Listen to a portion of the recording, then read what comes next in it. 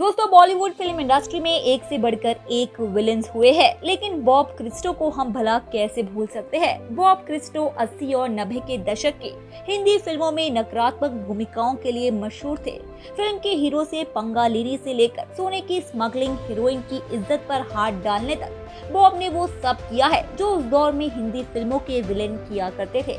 Bob देशभक्ति वाली बॉलीवुड फिल्मों में अंग्रेज अफसर बनकर हिंदुस्तानियों पर जुल्म ढाते भी नजर आए थे, लेकिन रियल लाइफ में वे अपने स्वभाव के विपरीत बेहद भोले शख्स थे। जी हाँ, बॉब क्रिस्टो का जन्म 1938 में ऑस्ट्रेलिया के सिडनी शहर में हुआ था। उनका पूरा नाम रॉबर्ट जॉन क्रिस्टो था। सन 1943 में वो अपने पिता के साथ जर्मनी शिफ्ट हो गए। जर्मनी में ही बॉब ने पढ़ाई के साथ एक थिएटर भी शुरू कर दिया था। थिएटर के दौरान उनकी मुलाकात हेल्गा नाम की लड़की से हुई और बाद में उन्होंने हेल्गा से शादी कर ली। हेल्गा और बॉब के 3 बच्चे हुए, एक लड़का डोरियस और 2 लड़कियां मोनिक और निकोल। लेकिन एक कार एक्सीडेंट में हेल्गा की मौत हो गई। इसके बाद वो अपने बच्चों को एक अमेरिकन कपल को सौंप एक आर्मी असाइनमेंट पर वियतनाम चले गए। साल 1970 के दशक की बात है। बॉब क्रिस्टो ने एक दिन किसी मैगजीन के कवर पेज पर बॉलीवुड एक्ट्रेस परवीन बाबी की तस्वीर देखी। वो परवीन बॉबी पर इस कदर फिदा हुए कि उनसे मिलने की ख्वाहिश में इंडिया चले आए। बॉब जब मुंबई पहुंचे तो यहाँ उनकी मुलाकात चर्च गेट के पास एक फिल्म की यूनिट से हुई। बातों बातों में पता चला कि इस यूनिट का कैमरामैन अगले ही दिन फिल्म द बर्निंग ट्रेन के सेट पर परवीन बाबी से मिलने वाला है। अगले दिन कैमरामैन की मदद से बॉब क्रिस्टो ने परवीन बाबी से मुलाकात की।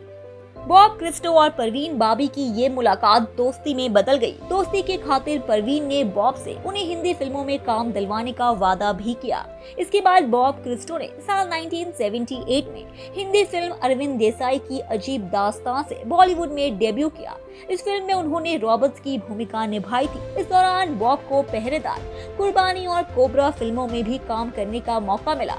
इसके बाद उन्हें धीरे धीरे बॉलीवुड में पहचान मिलने लगी।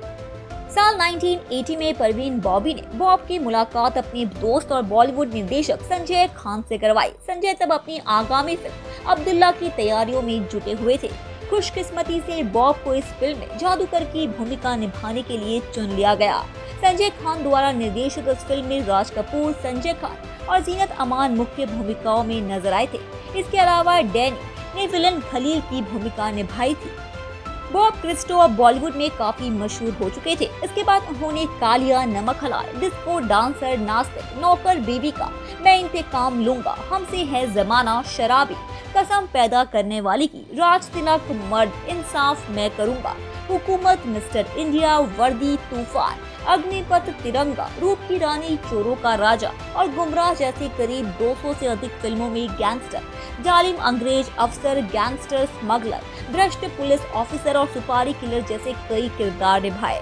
बॉब क्रिस्टो की संजय खान से काफी अच्छी दोस्ती हो गई थी। साल 1994 में संजय खान ने बॉब को अपने पहले टेलीविजन धारावाहिक द ग्रेट मराठा में भी ब्रेक दिया। इस धारावाहिक में बॉब ने अहमद शाह अब्दाली का प्रतिष्ठित चरित्र निभाया था। इस किरदार की वजह से बॉब क्रिस्टो बॉलीवुड में काफी मशहूर हो गए थे।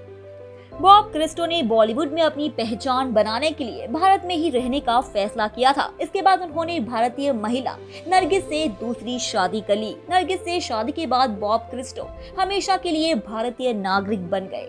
नरगिस से उन्हें एक बेटा सुनील क्रिस्टो है। बॉब क्रिस्टो की आखिरी बॉलीवुड फिल्म साल 2001 में आई वीर सावरकर थी। इस फिल्म में उन्होंने विलियम हटकर्जन की भूमिका निभाई थी। 20 मार्च 2011 को 72 साल की उम्र में हार्ट अटैक की वजह से बेंगलुरु में बॉब क्रिस्टो का निधन हो गया। बॉब ने हिंदी समेत तमिल, तेलुगु, मलयालम, कन्नड़ और अंग्रेजी भाषा की 200 से अधिक फिल्मों में काम किया था।